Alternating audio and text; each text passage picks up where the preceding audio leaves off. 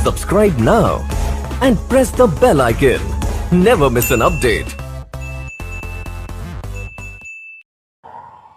नमस्कार दोस्तों, स्वागत है आपका अपने YouTube channel study education with Amit sir के साथ।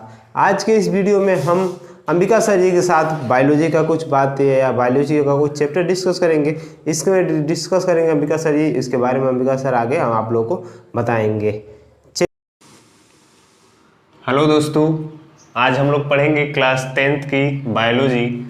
जो पहला चैप्टर है स्ट्रक्चर ऑफ ह्यूमन बॉडी, यानी मानव शरीर की संरचना। तो हम लोग जानते हैं मानव शरीर की संरचना किससे बनती है और कैसे मिलकर बनी होती है। हम सब जानते हैं कि मानव शरीर की या कोई भी शरीर हो, उसकी सबसे छोटी इकाई जो होती है कोशिका होती है, सेल होता है। और ये कोशिका जो होती हैं ये आपस में मिलकर ऊतक का निर्माण करती हैं और ये ऊतक आपस में आगे जुड़कर अंग का निर्माण करते हैं और ये अंग आपस में जुड़कर अंग तंत्र का निर्माण करते हैं, जिसे हम बॉडी या शरीर कहते हैं। तो दोस्तों आइए हम लोग देखते हैं कि हम लोग शरीर में जो छोटे छोटे अंग होते हैं वो कौन कौन से होते हैं और उनको हम लोग पढ़ते हैं और क्या क्या पढ़ना है हम लोग में। पहला जो है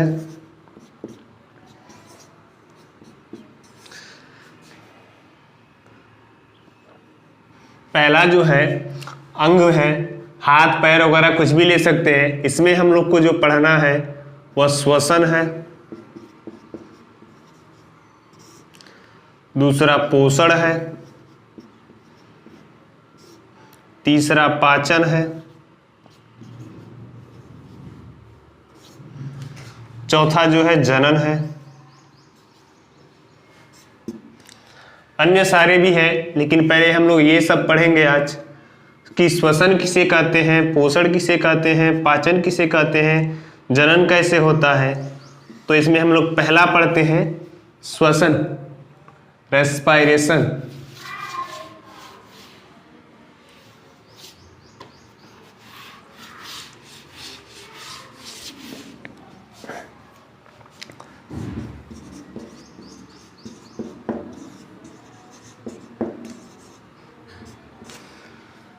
आइए दोस्तों जानते हैं कि श्वसन किसे कहते हैं।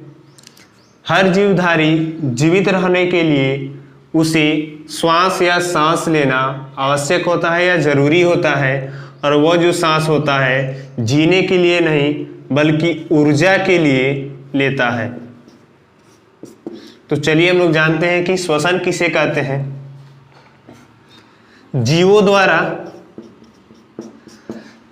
द्वारा वातावरण से ली गई ऑक्सीजन तथा अपने शरीर से कार्बन डाइऑक्साइड को उत्सर्जित करना श्वसन कहलाता है। ये तो शॉर्ट डेफिनेशन था, ये छोटा परिभाषा था। अगर हम इसको डिटेल में जाएं तो देखेंगे तो श्वसन का डेफिनेशन थोड़ा सा बड़ा हो जाता है और वो कहलाता है कि जीवधारियों द्वारा वायुमंडल से ऑक्सीजन का लेना तथा वह ऑक्सीजन कोशिकाओं में उपस्थित भोज्य पदार्थों का ऑक्सीडेशन का मतलब होता है ऑक्सीकरण यानी ऑक्सीजन से क्रिया करता है तो ऊर्जा का निर्माण होता है, और ऊर्जा के निर्माण के उपरांत कार्बन डाइऑक्साइड गैस बनती है, इसे पुनः वह वायुमंडल में छोड़ देता है, जिसे हम लोग श्वसन या रेस्पायरेशन कहते हैं। चलिए हम लोग देखते हैं कि श्वसनांग क्या होता है और इसमें कौन कौन से अंग आते हैं या कौन कौन से अंग उपस्थित होते हैं। सबसे पहले हम लोग एक डायग्राम बनाते हैं और उस डायग्राम के जरिए हम लोग समझेंगे कि श्वसन अंग कैसे काम करता है और क्या होता है और कौन कौन से अंग भाग लेते हैं।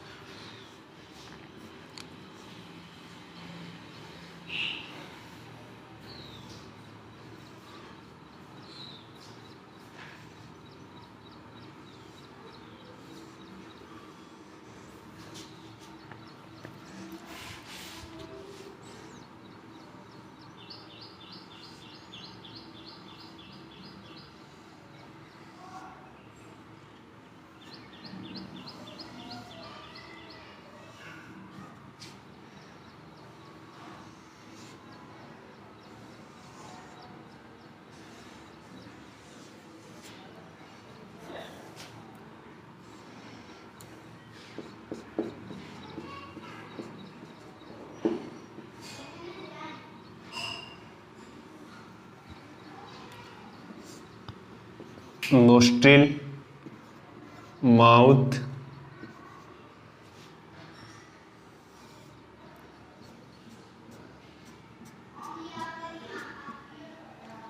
ट्रेकिया,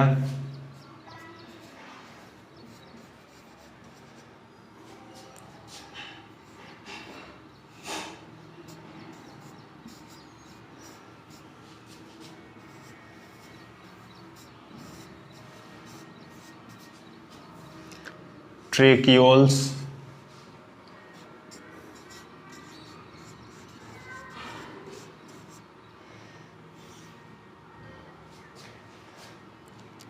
राइट लंग्स,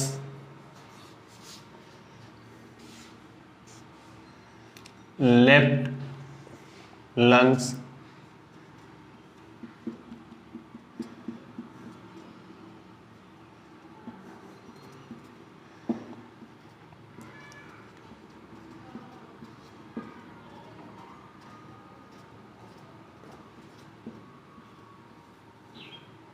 और ये है एल्बियोल्स,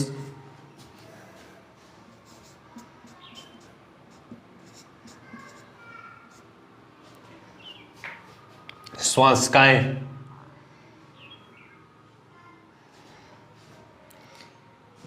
ये लैरिंग्स, यहाँ होता है लैरिंग्स,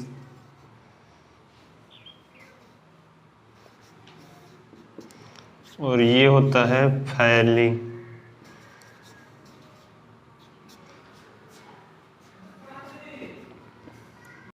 दोस्तों, तो आइए इसका हिंदी जानते हैं। इसको कहते हैं नासा द्वार। ये मुख होता है, ये कंठ होता है,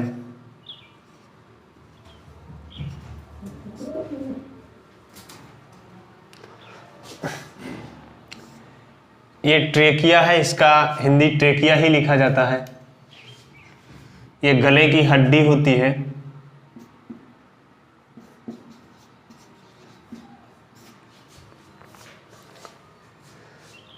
ये दाहिना लंग्स होता है और ये बावां लंग्स होता है, और ये होता है वायुकोष्ठ।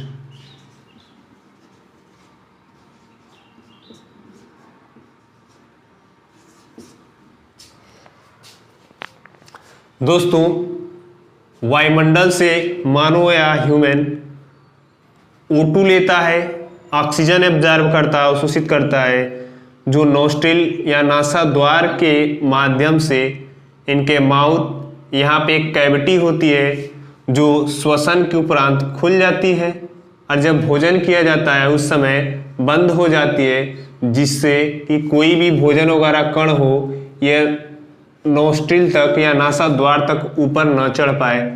और यहाँ से श्वसन के समय खुलता है ट्रेकिया के द्वारा होते हुए। ये पतली सी नली होती है जो आगे चल के दो भागों में विभाजित हो जाती है, जिसे ट्रेकियोल्स कहते हैं। और ये ट्रेकिया कोई नली नहीं बल्कि एक हड्डी होती है, अंग्रेजी की सी आकार की हड्डी होती है। इसका काम बस ये होता है कि ये जो श्वास नली है इसको पिचकने से बचाती है।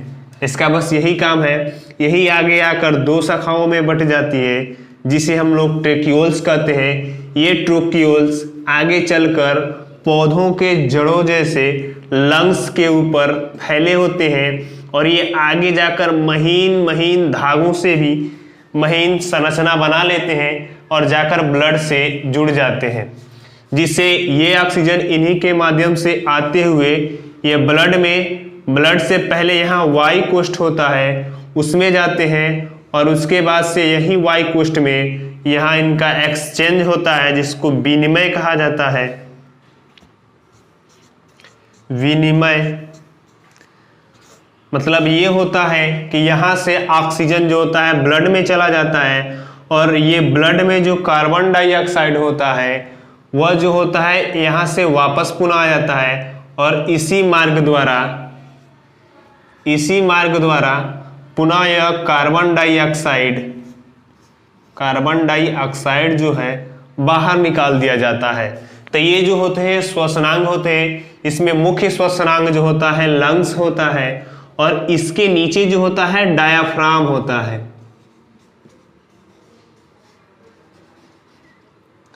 इसको डायाफ्राम कहते हैं। अनुपट होता है, इसका कोई विशेष काम नहीं होता है, बस ये जब श्वसन लिया जाता है या जब सांस की क्रिया होती है, श्वसन की क्रिया होती है, उस समय जब लंग्स फूलता है और फैलता है तो उस समय ये भी लंग्स के साथ सिकुड़ता है और फैलता है, और यह एक और काम करता है, पाचन तंत्र से श्वसन तंत्र को अलग करने का भी कार्य करता है। मुख्य जो अंग होता है वह लंग्स होता है, और लंग्स में ही गैसियस एक्सचेंज होते हैं, और यहीं पे बहुत सारे हजारों की संख्या में, हजारों नहीं बल्कि लाखों करोड़ों की संख्या में छोटे छोटे वायुकोष्ठ होते हैं, जिसमें ऑक्सीजन भरते हैं और लंग्स से O2 भरते हैं, लंग्स से CO2 भरते हैं, और पुनः यह एक्सचेंज करके बाहर वायुमंडल में मुक्त कर दिया जाता है। तो आइए हम लोग पहले पढ़ते हैं। ये तो इसमें हम लोग को पढ़ना नहीं है नासा द्वार, इसका बस एक ही काम होता है कि ये जो होता है बाहरी श्वसनांग होता है, केवल वायुमंडल से ऑक्सीजन लेना तथा शरीर से कार्बन डाइऑक्साइड को वायुमंडल में छोड़ना, बस इतना ही इसका काम होता है। नीचे जो माउथ होता है, कभी कभी सर्दी वगैरह हो जाने पर नाक बंद हो जाती है, तो मुख के द्वारा भी हम लोग सांस ले लेते हैं, इसलिए इसको भी श्वसनांग में सम्मिलित कर लिया जाता है। मुख्य रूप से ये कोई श्वसनांग नहीं है, बस कुछ समय के लिए इससे लोग सांस ले लेते हैं, इसलिए इसको भी हम लोग श्वसनांग में सम्मिलित रखते हैं। ये कंठ होता है, ये श्वसनांग नहीं है, लेकिन यहाँ पे एक छोटी सी हड्डी होती है, और इसी हड्डियों के द्वारा कंपन उत्पन्न होता है, जिसके साथ ही हम लोग बोल सकते हैं, और ये भोजन को खिसकाने का भी काम करती है नीचे। ट्रेक्यूल्स जो होते हैं, अभी हमने बताया कि केवल एक हड्डी होती है। इसका मुख्य जो अंग होता है ये होता है लंग्स, और लंग्स दो होते हैं, एक दाहिना लंग्स, एक बायां लंग्स। लंग्स के ऊपर महीन महीन सी धमनी और शिरा की नली जुड़ी होती है। रक्त का जो धमनी और शिरा का नली होता है वह जुड़ा रहता है, और यही रक्त जो होता है ऑक्सीजन का परिवहन कराता है और कार्बन डाइऑक्साइड का भी परिवहन कराता है, और यहीं पे जो होता है गैसियस एक्सचेंज होते रहते हैं। तो आइए तो हम लोग पढ़ते हैं टाइप्स ऑफ रेस्पायरेशन, मतलब श्वसन के प्रकार। श्वसन दो प्रकार के होता है। श्वसन के प्रकार, श्वसन दो प्रकार के होता है। पहला जो होता है ऑक्सी श्वसन, जिसको अंग्रेजी में हम लोग एरोबिक रेस्पायरेशन कहते हैं। दूसरा जो होता है अनाक्सी श्वसन, जिसे हम लोग अंग्रेजी में एनएरोबिक रेस्पायरेशन कहते हैं।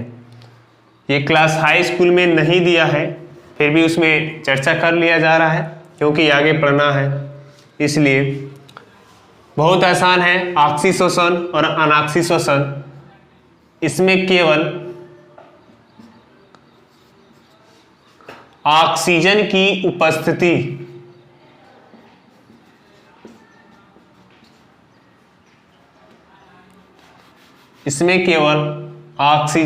उपस्थिति होती है और इसमें ऑक्सीजन की अनुपस्थिति होती है। मीन्स यह हुआ कि अगर हम लोग श्वसन की क्रिया या कोई भी जीव श्वसन की क्रिया करता है और उसमें वह ऊर्जा के लिए, हमने बताया था कि श्वसन की क्रिया हम लोग जीने के लिए नहीं बल्कि ऊर्जा के लिए करते हैं। अगर वह ऊर्जा के लिए ऑक्सीजन का प्रयोग कर रहा है, मीन्स श्वसन की क्रिया में ऊर्जा के लिए ऑक्सीजन का उपयोग हो, तो ऐसे श्वसन को ऑक्सी श्वसन कहते हैं। और संक्षिप्त में जानेंगे तो कहेंगे जो ऑक्सीजन की उपस्थिति में श्वसन की क्रिया होती है उसे ऑक्सी श्वसन कहते हैं। और यह श्वसन मतलब जो भी जीव ऑक्सीजन को ग्रहण करता है, ऐसे जीवों को ऑक्सी जीव कहा जाता है। ऐसे जीवों को ऑक्सीजीव कहते हैं।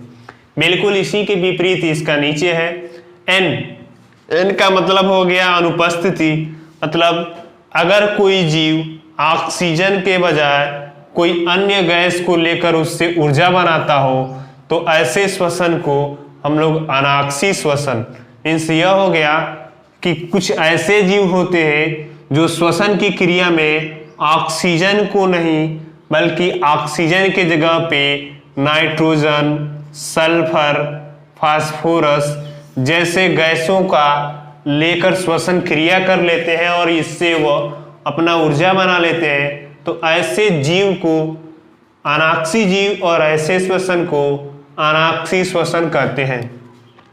बस इसमें पहले चैप्टर में बस इतना ही दिया था कि श्वसन क्या होता है, श्वसन के प्रकार। तो हमने पहले ही बताया कि श्वसन वह प्रक्रिया होती है जिसके द्वारा जीवधारियों में O2 वायुमंडल से ग्रहण किया जाता है तथा शरीर से CO2 को मुक्त किया जाता है। यह पूरी क्रिया ऊर्जा के लिए किया जाता है जिसमें ऑक्सीजन का खंडन होता है और ऊर्जा बनता है और इस ऊर्जा के उपरांत कार्बन डाइऑक्साइड भी बनता है। यह कैसे बनता है हम लोग इसको रासायनिक समीकरण से समझ लेते हैं। ये हम लोग का शरीर में जो भोजन करते हैं ग्लूकोज C6H12O6 यह रक्त के माध्यम से कोशिकाओं में पड़ा रहता है और जो हम लोग श्वसन लेते हैं, ऑक्सीजन लेते हैं, वो भी रक्त के माध्यम से कोशिकाओं में जाता है। तो हम लोग ऑक्सीजन भी ले लेते हैं और ये ऑक्सीजन इससे क्रिया करता है। हमने पहले ही बताया है कि अगर ऑक्सीजन किसी से क्रिया करता है तो उस क्रिया को ऑक्सीकरण ही कहा जाता है। तो ऑक्सीजन यहाँ क्रिया कर रहा है इसलिए इसको ऑक्सीडेशन या ऑक्सीकरण की क्रिया करेंगे। इसमें यह टूटता है और टूटता है तो किसमें टूटता है, ये कार्बन डाइऑक्साइड और जल में मुक्त होता है। ये जब टूटता है तो इससे कार्बन डाइऑक्साइड बनती है और जल मुक्त होता है और इससे एनर्जी रिलीज होती है, ऊर्जा मुक्त होती है। और यही ऊर्जा हम लोग को चाहिए। इसी ऊर्जा के लिए हम लोग श्वसन की क्रिया करते हैं और इसका हम लोग बैलेंस कर लेते हैं। यहाँ पे कार्बन 6 कार्बन है, कार्बन 6 है तो कार्बन की संख्या 6 है और इसमें कार्बन की संख्या 1 है तो हम लोग यहाँ पे 6 लगा लेते हैं, बैलेंस ही हो जाती है। यहाँ पे हाइड्रोजन 12 है, यहाँ पे हाइड्रोजन 2 है तो आगे 6 लगा लेते हैं, 6 दूना 12, इसकी भी बैलेंस ही हो जाएगी। ऑक्सीजन यहाँ पे 6 है तो यहाँ पे 6 दूना 12 हो गया, 12 6 18 हो गया। यहाँ पे केवल 6 है तो 6 यहाँ पे लगा देते हैं, 6 दूना 12 ये हो जाएगा और 6 ये 18 हो जाएगा। इस तरह से यह बैलेंस ही हो जाती है और यही जो होता है टोटल श्वसन की क्रिया होती है। और दोस्तों इसी को पलट दिया जाए, उल्टा कर दिया जाए, एनर्जी को हटा दिया जाए तो वो जो होगा प्रकाश संश्लेषण की क्रिया हो जाती है। और इसको अगर सीधा हम लोग देखते हैं तो ये श्वसन की क्रिया हो जाती है। हमने पहले ही बोला कि ऑक्सीजन की उपस्थिति में, तो यहाँ पे ऑक्सीजन है, ऑक्सीजन की उपस्थिति में बनेगा तो वो ऑक्सी श्वसन, हम लोग इसको एरोबिक रेस्पायरेशन या इसको ऑक्सी श्वसन कह सकते हैं या कहते हैं। अगर यहाँ पे ऑक्सीजन के जगह पे कुछ और होता तो ये ऑक्सी नहीं बल्कि अनाक्सी श्वसन हो जाता है। तो ये था हम लोग का पहला चैप्टर मानव शरीर की संरचना। तो हम लोग मानव शरीर की संरचना भी पढ़ चुके हैं और क्या क्या आता है ये भी पढ़ चुके हैं और इसमें हम लोग श्वसन भी पढ़ चुके हैं, श्वसन तंत्र भी पढ़ चुके हैं। अब अगला जो चैप्टर होगा, अगला जो टॉपिक होगी वो होगा न्यूट्रिशन, पोषण।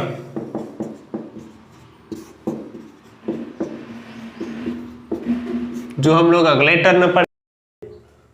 अगर वीडियो पसंद आया तो लाइक करें, कमेंट करें, सब्सक्राइब करें हमारे YouTube channel study education with Amit sir के साथ and press the upper bell icon और अपने दोस्तों में शेयर करना ना भूलें। अब आज से बायोलॉजी का भी क्लास चलेगा 11, 12, 10, 9 का भी पूरा बायोलॉजी का क्लास पूरा अंबिका सर द्वारा हम लोगों को चलाया जाएगा। बाकी क्लासेस तो आप लोगों को वैसे अपडेट मिल ही रहा है। चलिए धन्यवाद।